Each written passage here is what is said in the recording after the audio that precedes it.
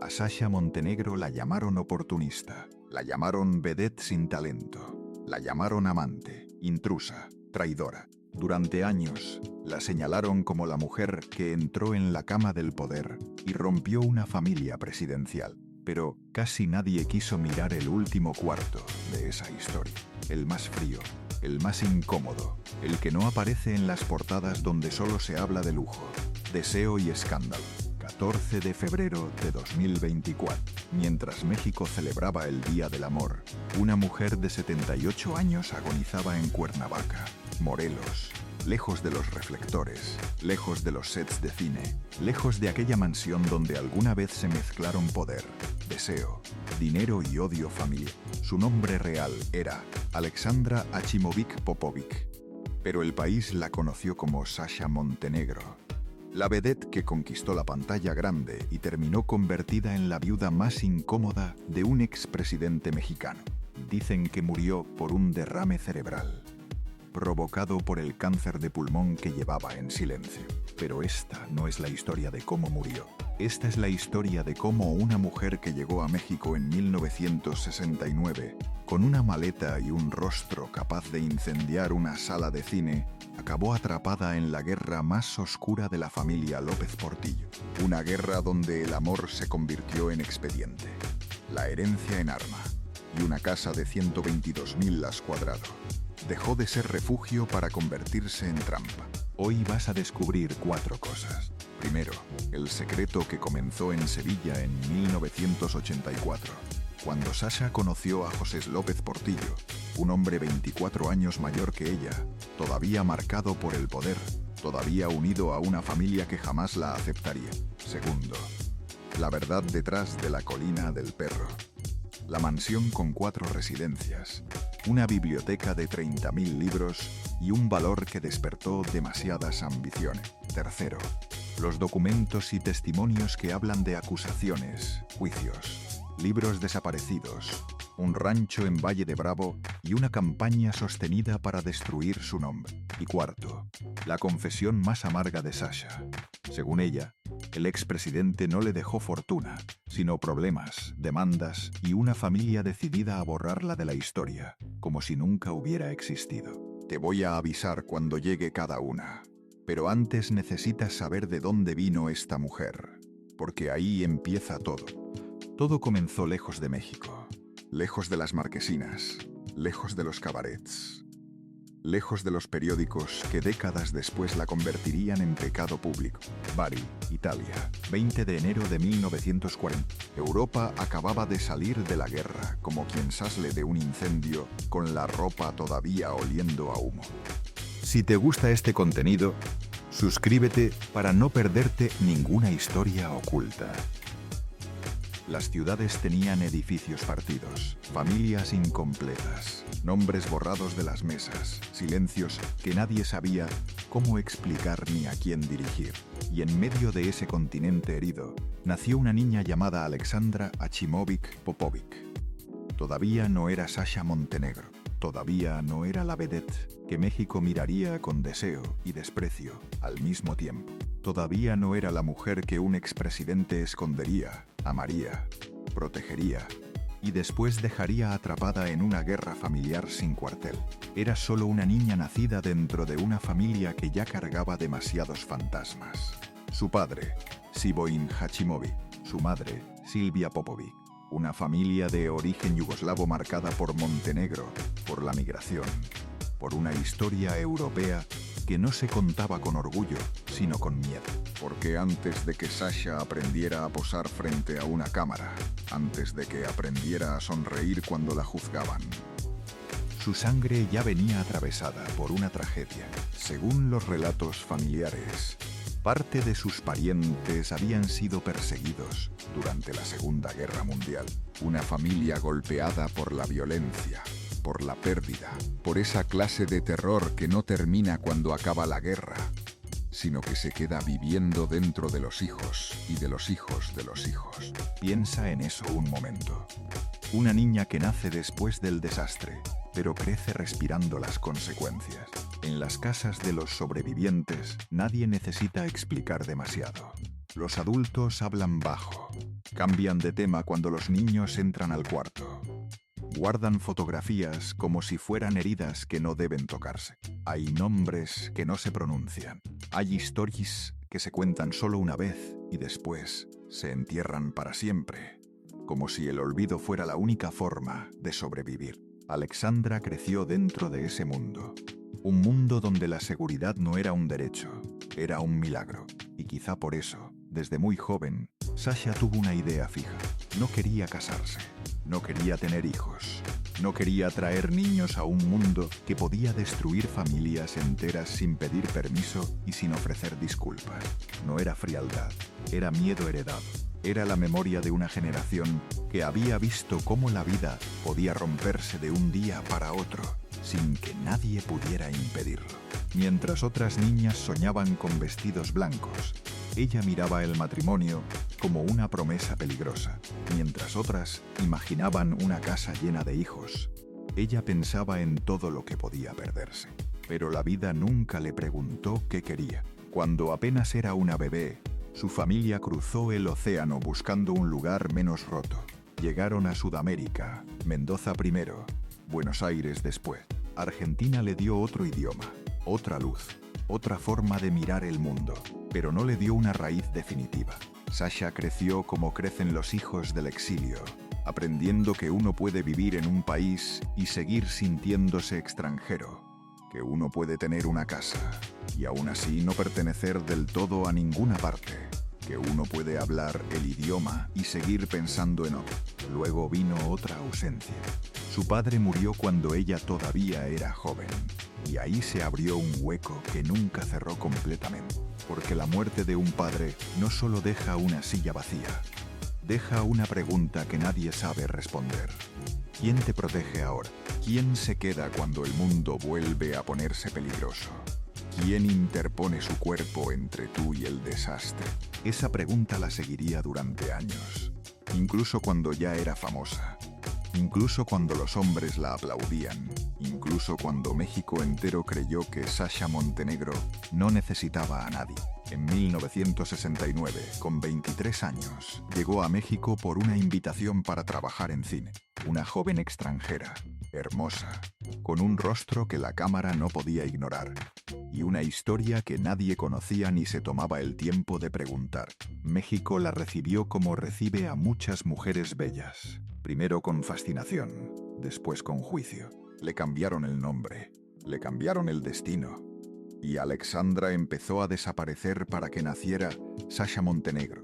Y cuando Sasha apareció, el país entero volteó a verla. Los años 70 fueron su territorio. El cine mexicano estaba cambiando.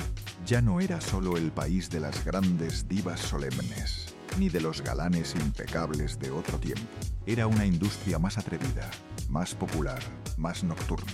Salas llenas, carteles provocadores, productores, buscando mujeres que no pidieran permiso para existir frente a la cámara. Sasha entró en ese mundo y lo dominó. Bellas de noche en 1975. Muñecas de medianoche en 1979. Pedro Navaja en 1984. Película tras película. Su nombre se volvió sinónimo de deseo, taquilla y escándalo calculado. Pero aquí viene lo que casi nadie quiso mirar. Mientras México veía en ella un cuerpo, Sasha seguía buscando algo mucho más antiguo. Protección, un lugar seguro, una figura capaz de levantar un muro contra el desprecio, contra la soledad, contra esa sensación de no pertenecer nunca a ningún lugar del todo. Tenía fama, tenía dinero, tenía belleza, pero no tenía paz. Y esa hambre de protección fue el primer paso hacia el hombre que cambiaría su vida para siempre. 1984, Sevilla, España.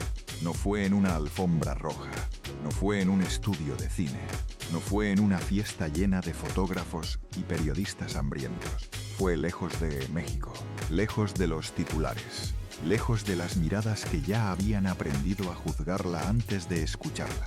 En las calles antiguas de Sevilla, entre piedra, historia y ese aire español que parece guardar secretos en cada esquina, Sasha Montenegro conoció al hombre que iba a partir su vida en dos mitades, que jamás volverían a encajar perfectamente. José López Portillo no era cualquier hombre. Era el expresidente de México, el mismo que había gobernado el país entre 1976 y 1982. El mismo que había prometido defender el peso como un perro y terminó asociado para siempre con una de las crisis económicas más dolorosas que México recordaba. Un hombre amado por algunos, despreciado por muchos, rodeado de poder incluso después de haber dejado la silla presidencial, porque hay hombres que dejan el cargo, pero no dejan el aura. López Portillo era uno de ellos, tal vez el ejemplo más claro. Sasha tenía 38 años, él tenía 62, 24 años de diferencia. Pero la edad no fue lo más peligroso. Lo peligroso era el apellido. Lo peligroso era la historia. Lo peligroso era que él seguía casado con Carmen Romano, la ex primera dama, la mujer que había estado a su lado durante los años de poder. Recepciones o discursos, viajes de estado, cenas privadas, fotografías oficiales y silencios familiares que nadie fuera del círculo más íntimo podía comprender del todo. Y Sasha lo sabía. Pero hay encuentros que no entran por la razón y no salen por la voluntad. En entrevistas posteriores, ella habló de él como un hombre que no necesitaba ser guapo para resultar imponente. Un señorón, decía. Un hombre con presencia, con cultura, con una manera de ocupar una habitación que hacía que los demás bajaran la voz sin que él tuviera que pedirlo. Para una mujer que había crecido huyendo de la fragilidad, que había visto cómo el mundo podía romper una familia y dejarla sin raíces ni refugio, aquel hombre representaba algo más que deseo. Representaba protección, representaba muro, representaba certeza, representaba todo aquello que una niña del exilio había buscado sin saber cómo nombrarlo. Piensa en eso un momento. Sasha Montenegro, la mujer que México veía como una fantasía nocturna, la vedette que llenaba cines, la actriz que aparecía en carteles provocadores, la figura que parecía dueña de sí misma, quedó fascinada no por un galán joven ni por un productor de cine, sino por un hombre mayor, polémico, poderoso, cargado de enemigos y de pasado. ¿Por qué? Porque el poder seduce de una forma que la belleza no puede explicar.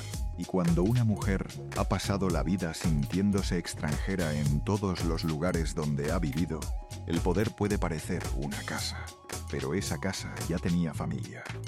Carmen Romano no era una sombra cualquiera, era la esposa legítima, la mujer del linaje oficial, la madre de los hijos reconocidos, el centro visible del sistema. Detrás de ella había una estructura completa. Hijos, apellidos, lealtades, memorias, resentimientos, propiedades, círculos sociales, viejos funcionarios, amistades políticas construidas durante años.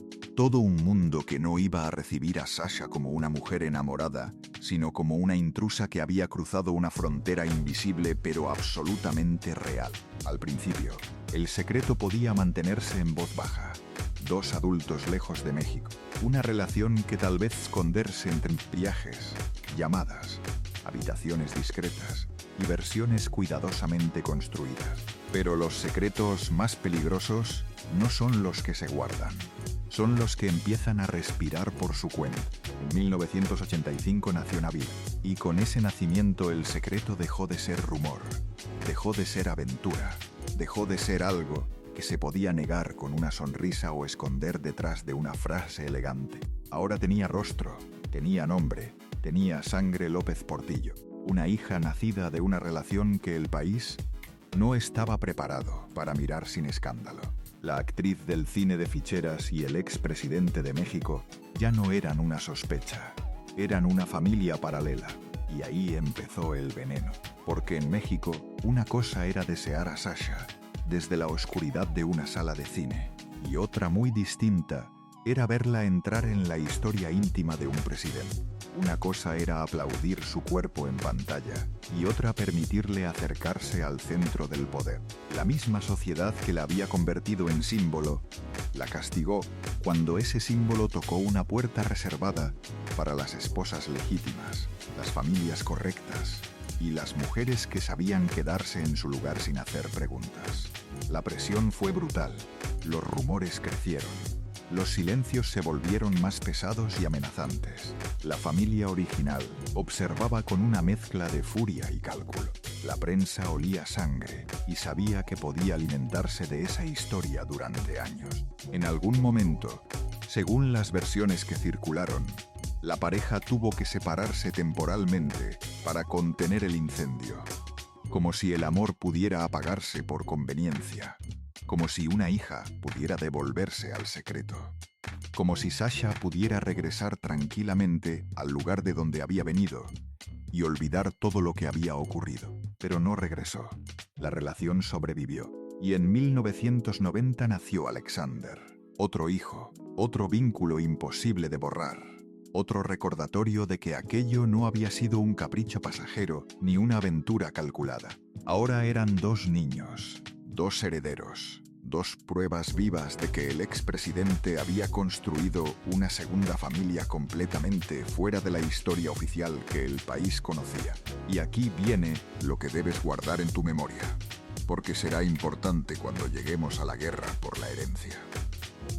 Desde el momento en que Nabila y Alexander nacieron, Sasha dejó de ser solo la amante incómoda. Se convirtió en la madre de dos hijos, con derecho a existir, dentro del apellido López Portillo.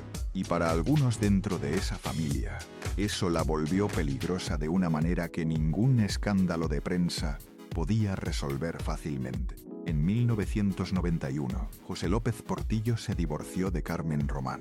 Después de décadas de matrimonio, después de hijos, fotografías oficiales, ceremonias, viajes de estado, cenas formales y un apellido construido dentro de los salones más rígidos del poder mexicano, la primera familia se rompió públicamente. Y cuando un hombre común se divorcia, se divide una casa. Pero cuando se divorcia un expresidente, se divide una dinastía.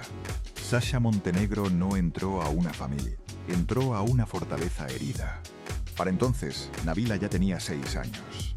Alexander era apenas un niño pequeño. 2 hijos nacidos de una relación que durante años había sido vista como escándalo, como mancha, como una historia que muchos querían empujar hacia los márgenes y mantener ahí. Desde afuera podían parecer privilegiados. Eran hijos de una estrella del cine mexicano y de un expresidente de la República. Tenían un apellido que abría puertas, una madre famosa, un padre poderoso, una vida rodeada de comodidades, jardines, residencias y una seguridad que la mayoría de los mexicanos nunca conocería. Pero aquí viene lo que casi nadie entiende. A veces nacer dentro del poder no significa estar protegido. A veces significa nacer dentro de una guerra que empezó antes de que tú pudieras pronunciar tu primer nombre. En 1995, López Portillo y Sasha se casaron civilmente. Para ella podía parecer el final de una espera interminable, la legitimación de años de resistencia. Para sus hijos, podía parecer el reconocimiento que les había sido negado desde el principio. Para la familia original, según las versiones que circularon durante años, aquello fue otra cosa completamente distinta. Fue una invasión. Fue la entrada definitiva de la mujer incómoda, la vedette extranjera, la actriz del cine de ficheras, la mujer a la que muchos habían deseado en pantalla, pero que no estaban dispuestos a aceptar sentada en una mesa familiar de apellido presidencial. Y ahí apareció con más fuerza un nombre que debes guardar en la memoria: Margarita López Portillo. Margarita no era una pariente cualquiera, era hermana del expresidente y había tenido enorme influencia dentro del aparato cultural mexicano durante décadas. Durante el gobierno de su hermano, ocupó un lugar de poder en el mundo del cine, la televisión y la radio, y desde ese lugar, según los relatos sobre la época, miraba con desprecio visible a cierto cine popular, al cine de doble sentido, al cine nocturno, al cine del que Sasha se había convertido en símbolo indiscutible. Para Margarita, Sasha no solo representaba a la mujer que había entrado en la vida privada de su hermano, representaba también un tipo de México que la élite cultural decía rechazar, aunque el público llenara las salas para verlo con entusiasmo y sin vergüenza. Piensa en eso un momento. La misma industria que convirtió a Sasha en estrella podía ser usada después para humillarla. El mismo cuerpo que le dio fama podía convertirse en argumento contra ella. La misma popularidad que llenaba cines podía presentarse como vulgaridad cuando cruzaba la puerta de una familia presidencial, que se consideraba a sí misma por encima de todo eso. Mientras los adultos afilaban rencores en privado, los niños crecían. Nabila y Alexander crecieron con el peso de una pregunta que ningún niño debería tener que cargar. ¿Somos parte de esta familia o somos el recordatorio de una traición? Tenían padre, pero el padre era un hombre envejecido por el poder, por la enfermedad, por la culpa y por la caída pública. Tenían madre, pero la madre vivía en estado de defensa permanente, obligada a probar cada día que no era solo la intrusa, que no era solo la amante, que no era solo la mujer de los titulares crueles y las portadas calculadas. Y alrededor de ellos había medios, rumores, abogados, medias verdades, parientes que no olvidaban ni pensaban olvidar, y una sociedad que disfrutaba mirar desde afuera cómo se quebraba una casa rica y poderosa. Entonces llegó la Colina del Perro. No era una casa, era un país pequeño dentro de la Ciudad de México. Paseo de los Laureles, Bosques de las Lomas, Coajimalpa. Un terreno enorme de 122.000 metros cuadrados. Más de 12 hectáreas, 4 residencias independientes, alberca, gimnasio, caballerizas, un área para armas, observatorio astronómico, una subestación eléctrica propia, como si la mansión no quisiera depender ni siquiera de la ciudad que la rodeaba, y una biblioteca de 30.000 libros, cuidada con una devoción casi religiosa, como si dentro de esos volúmenes pudiera esconderse la justificación moral de una fortuna que muchos cuestionaban. Para el país, aquella propiedad era un símbolo del exceso sin disculpas. Para López Portillo, quizás era un refugio, el único lugar donde podía sentirse todavía en control de algo. Para Sasha, tal vez era la promesa de seguridad que había buscado desde niña, desde que su familia cruzó el océano huyendo de una Europa rota. Para Nabila y Alexander, fue algo más ambiguo y más difícil de nombrar. Un lugar inmenso donde podían correr, sí, pero también un lugar donde cada pasillo parecía recordarles que el lujo no borra el rechazo. Un palacio puede tener mármol, jardines y caballos, pero si dentro de sus paredes vive el resentimiento, sigue siendo una jaula. No importa cuán grande sea. La prensa la llamó la Colina del Perro por aquella frase famosa del expresidente. Esa promesa de defender el peso como un perro que el tiempo convirtió en la metáfora más cruel de su legado. El apodo se volvió perfecto, venenoso, imposible de olvidar.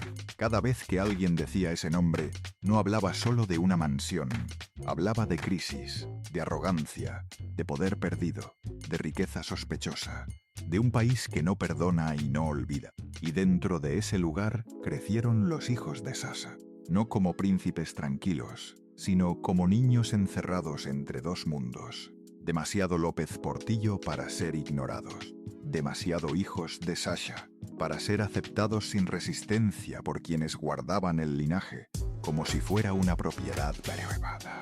Guarda esta imagen. 2 niños caminando por una mansión gigantesca mientras afuera los adultos discuten sobre honor, dinero y apellido. Porque cuando la salud del padre empezó a quebrarse, esa casa dejó de ser refugio. Se convirtió en el primer campo de batalla de una guerra que no tendría ganadores reales. Entonces llegó 1995, el mismo año en que Sasha Montenegro y José López Portillo intentaban convertir una historia llena de rumores en un matrimonio reconocido por la ley. El cuerpo del expresidente empezó a fallar. Un infarto cerebral lo golpeó con la brutalidad con la que el destino suele atacar a los hombres que alguna vez parecieron invencibles. El hombre que había ocupado Los Pinos. El hombre que había hablado ante una nación entera con la seguridad de quien cree que el mundo le pertenece. Empezó a depender de otros para moverse, para decidir, para resistir el peso de los días. Y ahí cambió todo de manera irreversible. Mientras López Portillo conservaba fuerza, La guerra podía mantenerse contenida dentro de ciertos límites. Había resentimiento, desprecio, silencios cargados de intención, pero todavía existía una figura central que imponía cierto orden, aunque fuera un orden tenso y frágil. Cuando esa figura empezó a debilitarse, la casa entera olió la fragilidad. Y en las familias donde hay millones en juego, la fragilidad no despierta ternura. Despierta abogado. Atención. Porque aquí comienza la parte donde el amor deja de importar y cada objeto se convierte en botín. Primero apareció la biblioteca. No una biblioteca cualquiera. La de la colina del perro, con alrededor de 30.000 libros. Estantes llenos de historia, política, literatura y las memorias acumuladas de un hombre que alguna vez creyó que el poder era eterno, en medio de esa guerra familiar que ya no podía disimularse. López Portillo, con Sasha a su lado, acusó a José Ramón, uno de los hijos de su primer matrimonio, de haberse llevado 498 libros valiosos. 498. No era solo una cifra, era una señal inequívoca. La guerra ya no estaba en los rumores ni en los pasillos de la prensa. Estaba entrando por las puertas de la casa, por los anaqueles, por los objetos que antes parecían intocables y sagrados. Imagínate esa escena. Un expresidente enfermo, una esposa señalada por todos, hijos enfrentados, llamadas tensas, amenazas veladas, libros convertidos en prueba de traición familiar, lo que para cualquier familia habría sido una discusión privada y dolorosa. En el apellido López Portillo se transformó en expediente, en escándalo público y en munición para todos los bandos. Pero la biblioteca era apenas el principio de una guerra que tenía muchas más piezas.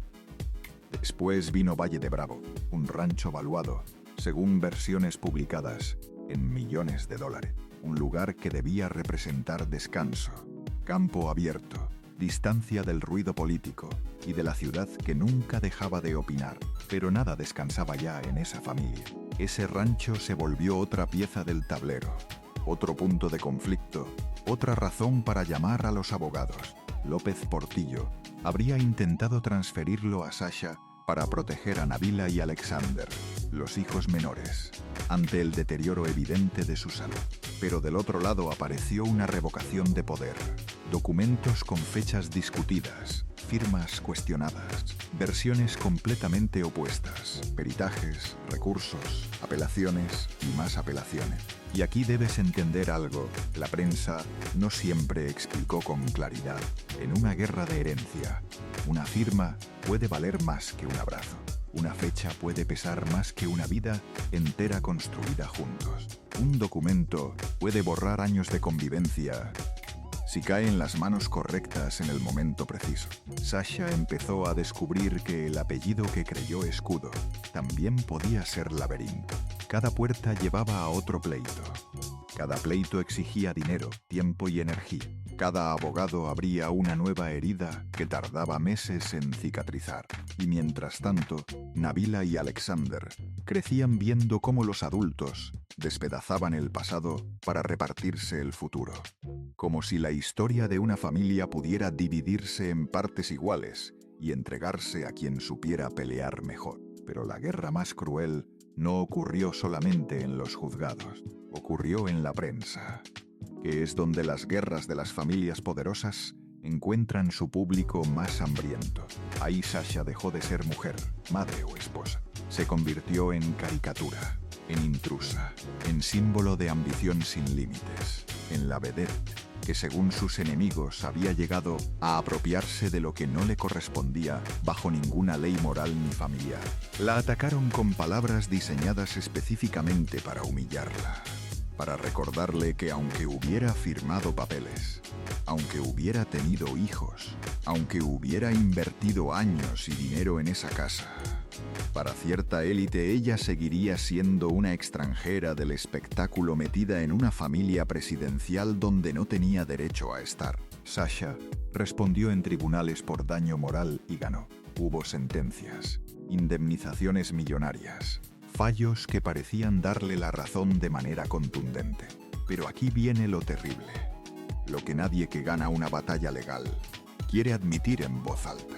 Ganar en un juzgado no siempre limpia una reputación. A veces solo confirma que ya te obligaron a pelear por ella, que ya te pusieron en una posición de defensa de la que nunca te recuperas completamente.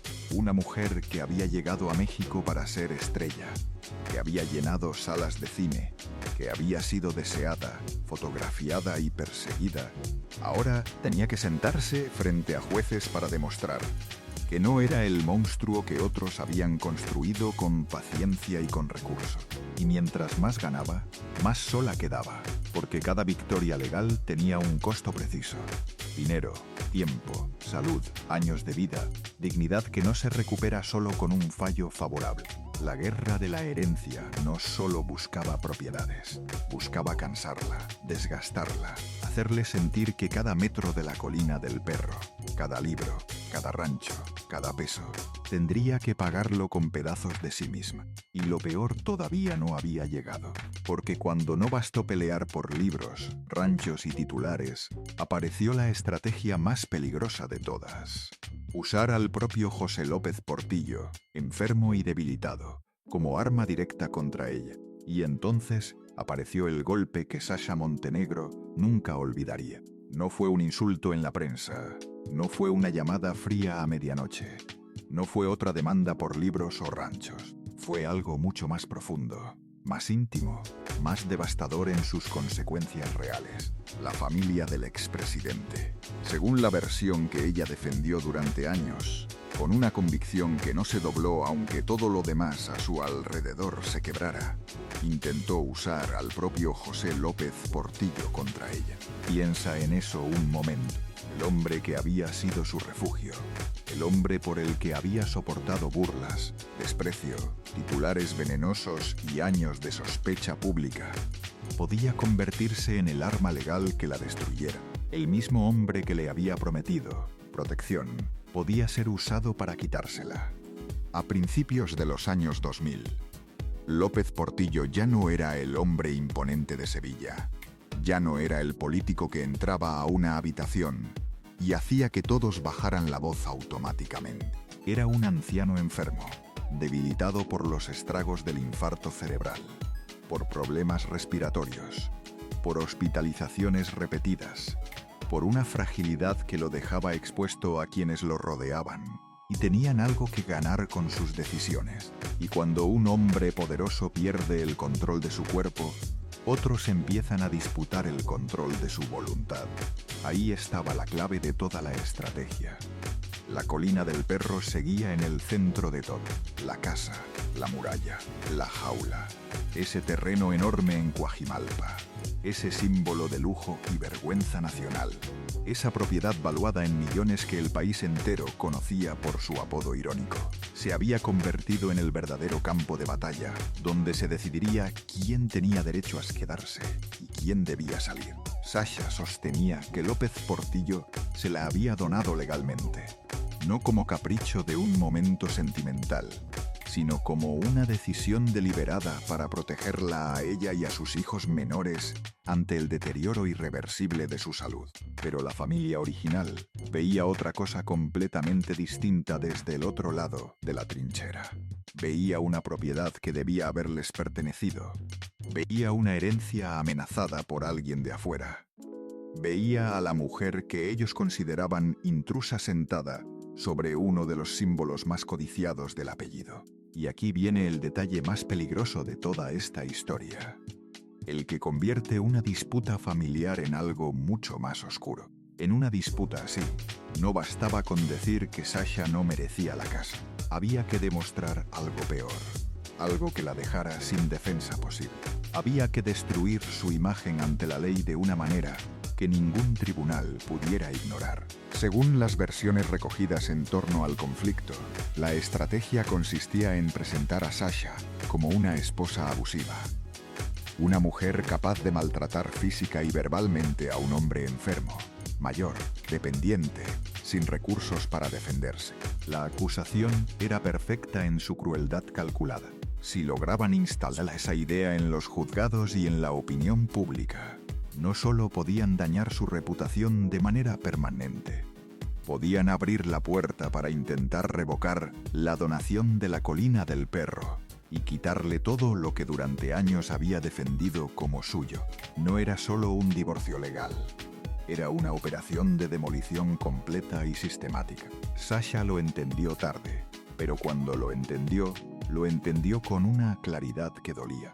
El objetivo no era únicamente sacarla del matrimonio, era sacarla de la historia oficial, quitarle la casa, quitarle el lugar, quitarle la legitimidad construida durante décadas y dejarla ante México como la mujer que había llegado por pura ambición y se había quedado por interés, sin amor genuino de ningún tipo. Ella respondió con una versión completamente distinta. Dijo que la Colina del Perro no era el palacio perfecto que muchos imaginaban desde afuera, que cuando llegó, la casa estaba deteriorada, con cortinas viejas, instalaciones descuidadas, espacios que requerían trabajo real, dinero real y cuidado real. Según su relato, ella invirtió, arregló, decoró, levantó vida donde otros solo veían piedra, terreno y valor inmobiliario que podía convertirse en dinero. Y eso hacía la acusación todavía más cruel en su precisión, porque la estaban pintando como usurpadora dentro de una casa que ella misma había reconstruido. La estaban llamando amenaza dentro del hogar donde había criado a sus hijos. La estaban acusando de destruir a un hombre al que, según ella, otros estaban debilitando desde afuera, rodeándolo de abogados, de presiones y de versiones interesadas que aprovechaban cada momento de fragilidad. Sasha llegó a decir que López Portillo no era un mal hombre. Esa frase merece detenerse un instante. No lo presentó como un monstruo. No lo convirtió en villano de su propia historia para ganar simpatía pública. Lo presentó como alguien débil ante las circunstancias, alguien rodeado por fuerzas que sabían exactamente cómo manejarlo, alguien vulnerable ante una familia que conocía perfectamente qué necesitaba para que él firmara, dijera o permitiera lo que convenía a sus intereses. Y aquí la historia se vuelve más triste que cualquier escándalo, porque cuando el amor envejece dentro de una guerra de herencia, ya nadie puede saber con certeza dónde termina la voluntad de una persona y dónde empieza la presión de los demás. Cada visita al hospital podía convertirse en una negociación encubierta. Cada ausencia podía interpretarse como abandono calculado. Cada firma podía cambiar el destino de una mujer y de 2 hijos que no habían pedido nacer en el centro de ninguna guerra. Sasha no solo peleaba contra documentos y fechas, peleaba contra una narrativa construida con paciencia y recurso, la narrativa de la vedette ambiciosa, la narrativa de la madre incómoda que no pertenecía ahí, la narrativa de la extranjera que había entrado en una familia presidencial y debía ser expulsada antes de quedarse con demasiado. Por eso esta parte duele tanto, porque la guerra ya no se trataba solo de dinero, se trataba de identidad, de quién tenía derecho a llamarse esposa, de quién tenía derecho a quedarse dentro de la historia, de quién iba a ser recordada como víctima y quién como villana en la versión que sobreviviera. Y al final, Sasha resumiría esa herencia con una frase amarga que decía más que cualquier expediente judicial. López Portillo no le habría dejado una fortuna limpia. Le dejó problemas, le dejó juicios, le dejó una guerra interminable contra una familia que, según ella, no quería solo recuperar una casa. Quería destruirla para poder recuperarlo todo, incluyendo la narrativa oficial de quién había sido el expresidente y con quién había elegido pasar sus últimos años. El 17 de febrero de 2004, José López Portillo murió a los 83 años. No murió como el presidente que alguna vez prometió grandeza y modernidad. No murió como el hombre que entraba a Los Pinos rodeado de secretarios, escoltas y aplausos oficiales que llenaban los salones. Murió como un anciano enfermo, rodeado por expedientes, resentimientos, versiones cruzadas y una guerra familiar que ni siquiera su último aliento pudo ordenar o resolver. Y aquí ocurrió algo que cambió el destino de Sasha Montenegro de una manera que nadie en esa guerra había calculado completamente. La demanda de divorcio no había concluido cuando él murió. Eso significaba que ante la ley, Sasha seguía siendo su esposa en el momento de la muerte. Seguía siendo la viuda legítima del expresidente. Después de años de ataques, acusaciones, tribunales agotadores, titulares venenosos y maniobras familiares diseñadas para desgastarla, la muerte cerró el juicio antes de que sus enemigos pudieran cerrarlo contra ella. En los papeles, Sasha ganó. Pero hay victorias que no se sienten como victoria. Hay victorias que llegan demasiado tarde, cuando ya perdiste el sueño, la paz, la confianza y una parte de ti misma que no regresa, aunque ganes todos los juicios del mundo. Sasha conservó su lugar legal. Conservó derechos reconocidos por la ley. Pudo acceder a la pensión como viuda de un expresidente.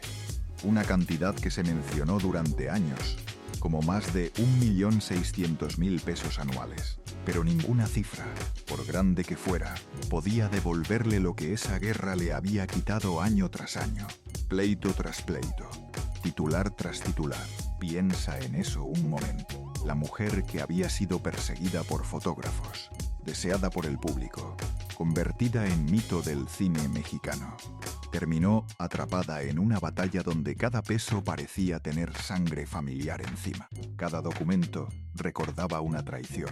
Cada derecho ganado venía acompañado de otra cicatriz que no desaparecía con el tiempo.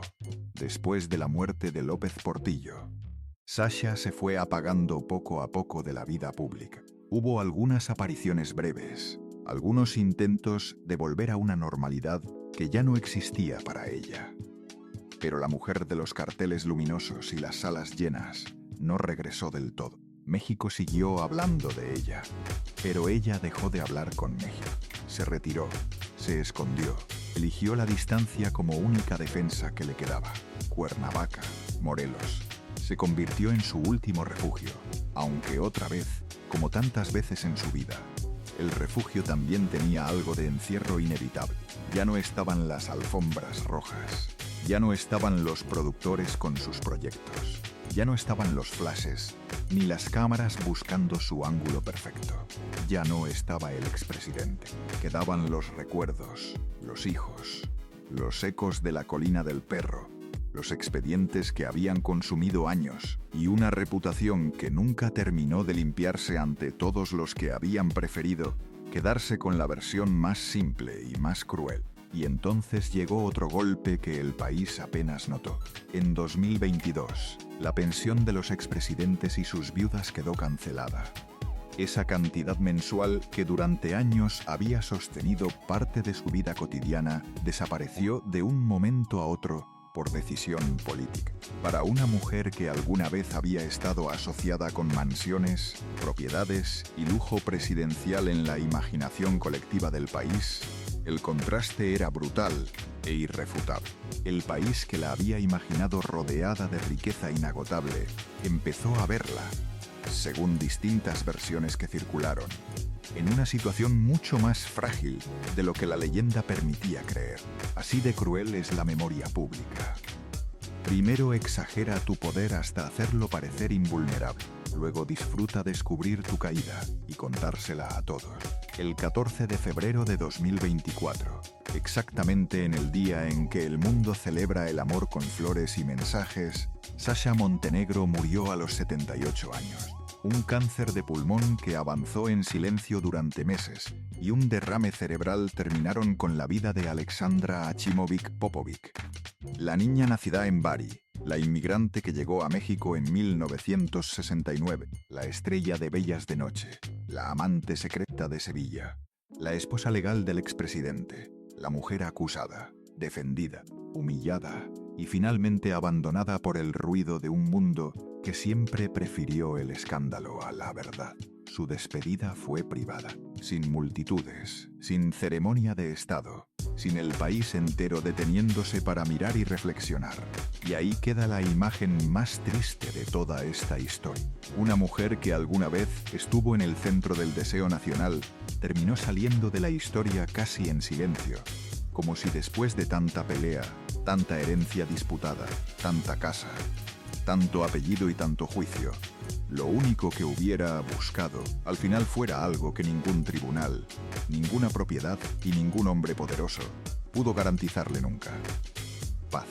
Después de la muerte de Sasha Montenegro, quedaron los nombres, las propiedades, las fotografías viejas que el tiempo no borra, las películas repetidas en televisión de madrugada, y esa pregunta que todavía incomoda a quienes se detienen a pensarla en serio. ¿Valió la pena tanta guerra? Porque al final, la colina del perro no salvó a nadie.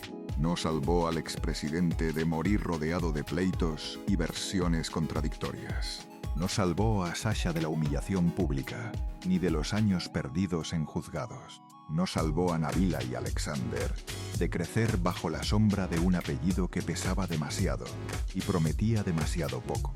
Aquella casa de 122.000 metros cuadrados, aquella biblioteca de 30.000 libros, aquel símbolo de poder que parecía construido para durar siglos, terminó revelando una verdad brutal que ninguna riqueza puede desmentir. Una mansión puede tener muchas puertas, muchos cuartos, muchos pasillos, muchos jardines, pero ninguna de esas puertas sirve de nada si adentro todos se sienten prisioneros de una historia que no eligieron completamente. Y aquí aparece lo más silencioso y tal vez lo más importante de toda esta historia.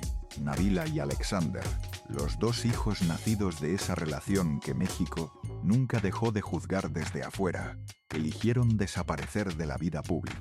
No buscaron cámaras, no buscaron cargos, no buscaron convertir el apellido López Portillo en una plataforma desde donde hablar o vender memorias. No salieron a explotar el escándalo, a repetir la guerra de sus padres frente a los medios que habrían pagado bien por verlo. Hicieron algo mucho más radical y más difícil. Se apartaron del ruido y eligieron el silencio. Piensa en eso un momento. En un país donde el apellido de un expresidente puede abrir puertas que para otros permanecen cerradas para siempre. Donde la fama heredada puede convertirse en negocio rentable. Donde cualquier hijo de una figura pública puede usar el escándalo como moneda de cambio. Ellos eligieron el silencio. Y tal vez ese silencio fue su única forma real de salvarse, porque ellos vieron con sus propios ojos lo que la exposición hizo con su madre. Vieron cómo una mujer podía ser convertida en personaje antes que en persona, en símbolo antes que en ser humano. Vieron cómo una actriz podía ser reducida a su pasado más conveniente para los que la atacaban. Vieron cómo una esposa podía ser llamada intrusa durante décadas. Vieron el poder que prometía protección podía transformarse en jaula cuando las circunstancias cambiaban. La verdadera herencia de Sasha no fue una casa, no fue una pensión, no fue un rancho, no fue un juicio ganado después de años de desgaste. La verdadera herencia fue una advertencia que sus hijos entendieron mejor que nadie. El dinero puede comprar abogados, pero no puede comprar paz. El poder puede construir muros, pero no puede impedir que una familia se destruya desde adentro cuando el odio es más fuerte que el apellido. La belleza puede abrir puertas, pero no garantiza respeto ni memoria justa. La fama puede hacer que todos miren, pero no que alguien verdaderamente entienda. Sasha Montenegro merecía otro final.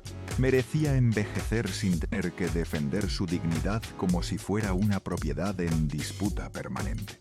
Merecía que el país recordara algo más que el escándalo, algo más que la vedette, algo más que la esposa incómoda del expresidente en las portadas amarillas.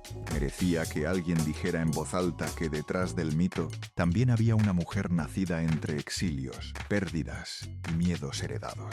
Una mujer que buscó protección toda su vida y terminó enfrentando una maquinaria mucho más grande, más fría y más despiadada que ella, pero no lo tuvo.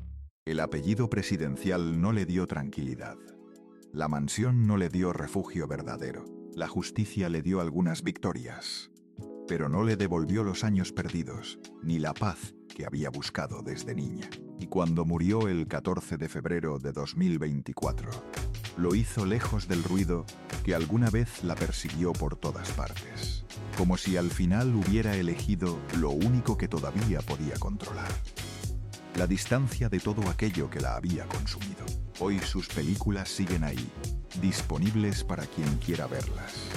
Sus fotografías siguen ahí. Su nombre sigue apareciendo cada vez que alguien habla de López Portillo, de la colina del perro, de las mujeres que entraron al poder sin pertenecer al círculo que lo administraba.